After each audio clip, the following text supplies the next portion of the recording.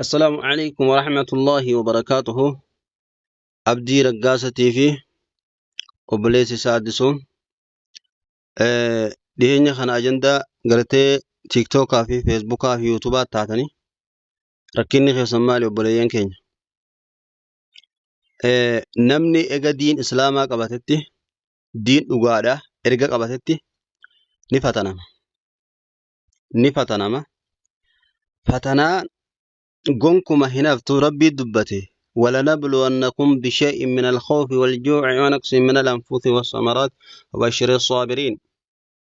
اسم بكرجي ها بيلا في صدافة أشني قال لك كيفني مصيبة ددا قبيني خسني قام خسني بوفني اسم بكرجي ربي هو واسد أورك هو قبيني سد أورك مصيبة ماس برا هو ستبوس قام خسني تبوسو سمكروفي مكرة ها أحسب الناس أن يتركوا أن يقولوا آمنا وهم لا يفتنون جاءت براخست سيلمنا ما قلني هالرجا أكرمت آمنا جيتشو أفان نجابه كمتي هالرجا علمنا ما هنجي سفتنوتي والرئيسان اندرا فتني جرا قرمان جرا لقمان أكمل نما لقمان أمانتي تنا أبتي تورا في نما قرأت أسكيسا فايدة بربادة ديمو غرغار سوهي نما راغورتو غرغار سا بربادة ديمو لا لود أفجيتشا نفتن نجي ربين نمني غرغار سا بربادة ديمو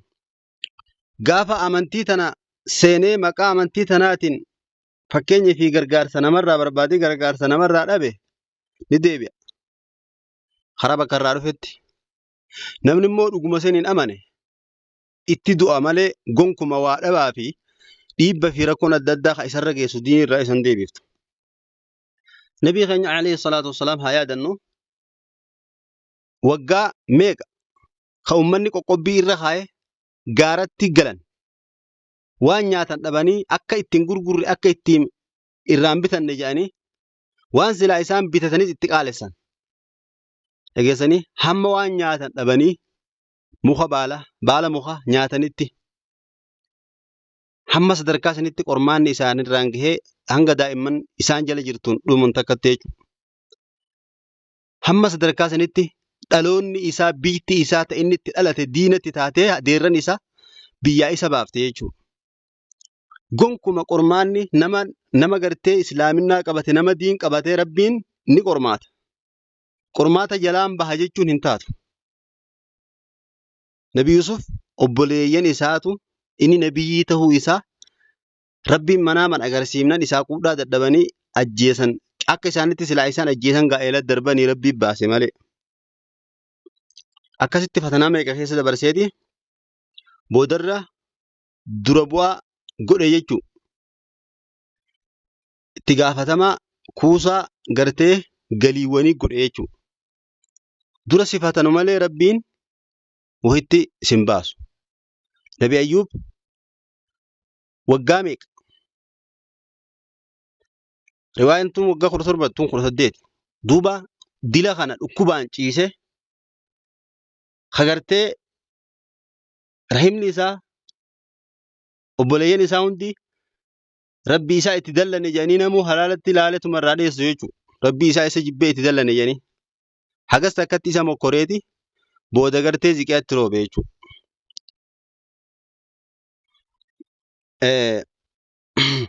Uutu kana yoo fudhatte gubatu malee hin urgaa. Gubatu malee uutu gubatu malee hin urgaa. Urgaa'ee namni alatti isan dhagahu jechuudha. Kana qormaanni gonkuma hin hafu. Rabbiin waadaa seenetii dhugumaan akka isin amantanii fi warra imaana isaa keessatti dhugaa dubbatuu fi warra gartee imaana isaa keessatti soba dubbatu kaas keessa haajaa biraa barbaaddacha deemu adda baasuudhaaf inni mokkora jedhe. Kanaafuu eega diin qabattee musiibaan adda addaa karaa gara amantii achi aantu sanirraa sitti waan barreeffamaatiin jechaanis haa taatu ammas gama muumintootanis gartee arrabni sirra deemaa jiru kun yoo dhugumaan gartee amantii dhugaa gartee dhugumaan filattee haa amantu taate wanni gartee irraa if duuba si deebisu hin jiru jechuudha. Kanaaf karaa irra isiniif caalu isiniitu irraa laallata jechuudha. Qormaata rabbii ba'anneeti akhiratti illee boodarra wabashiri saabiriina jee baraata kaan maata isin mokkorreeyyan keessatti warra gartee mokkora sanirratti obse gammachiisii jee boodarra gammachuutu isaanii jira. Akkasii karaa irra isinii caalu qormaata rabbii kana fudhanneeti fatanaa baanee badhaafamnaa fi egaa bakka duraa irraa deebineetti dachaaneetti arrabsamna arraba gama lamaanii jechuudha. Achiis amantiin qabdu asillee ganaa namni akkasitti isin laalu hin jiru jechuudha. Kanaaf namni hogguma duraati horiinuu bakka ciisu laallatu malee hin ciisu. Haadhatee dachiif jala haadhee ciisa tolfate. Amantiin dhugaatami jettee eega takka adda baafatte wanni feete irraa sin deebiftu hatta hamma itti si qalan takkatti jechuutti qalamteetuma jannata barbaadda waan ta'eef jecha musiibaa arrabaa fi jechaa fi wanni adda addaatun silaa gartee diinirraa waa sin deebiftu jechuudha. Kanaafuu karaa irra isinii caalu filadhaa. Karaa irra isinii caalu akhiraa fi duniyaatti illee irra isinii caalu. Mokkorri waan hin hafne. Mokkoramanii rabbiin amma mana barnootatti dura si barsiisaniiti wantoota haala jireenyaa kana hunda si barsiisaniiti deebi'anii akka ati gartee waan tana dhugumaan barnoota isaanii kana hordoftee hojiirra oolchitu silaaluudhaaf jecha si qoratan jechuudha. Qormaata si kanaan. Yoo ati dhugumaan nama barnoota san dhugumaan hordofuuf jiraatu taate tokkoffaa baata jechuudha. Tokkoffaa baateeti guyyaa dhuma gartee mana barnootatti badhaasa fudhattee itti gammaddee jechuudha. Namni hundi ittiin si beeka jechuudha. Jaalala namaa hunda sii gallakkise jechuudha. Akkasuma rabbiin waan ittiin jiraannuu fi ta'aakiraa hundaa'u dubbatee fixeeti isin mokkorraas jee hime warroota mokkoramees dubbatee mokkora isaanii sana akkatti booda keessa injifatanii sadarkaa isaan irra ga'anii hime.